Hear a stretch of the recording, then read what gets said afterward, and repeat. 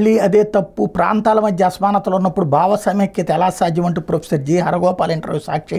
Highlight చేయడం. అదే సందర్భంలో ఈఏఎస్ శర్మ ఎవరైతే మాజీ ఐఏఎస్ అధికారి రాజధానికి 60,000 కోట్లు ఖర్చు చేస్తే ఎట్లా అంటూ బహిరంగ లేఖ రాసినటువంటి నేపథ్యంలో తాజాగా సిఆర్డీఏ రివ్యూ సందర్భంగా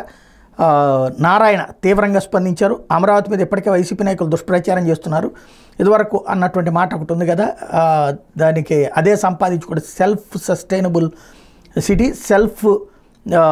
రెవెన్యూ సంపాదించుకుంటుందని, అది ఎక్కడది అని వీళ్ళు ప్రశ్నిస్తున్నటువంటి వేళ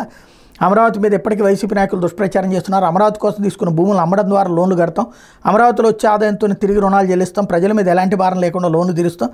పోర్ట్లు, మ్యానుఫ్యాక్చర్, ఎలక్ట్రానిక్, ఐటీ పరిశ్రమలతో అన్ని ప్రాంతాలు అభివృద్ధి చేస్తున్నాం, చెత్తపత్రిక ఉందని ఇష్టానుసారం అమరావతి మీద అసత్య ప్రచారం చేస్తున్నారు, అమరావతి పనులు వేగంగా జరుగుతాయని వైసీపీ నాయకులు ఊహించలేదు,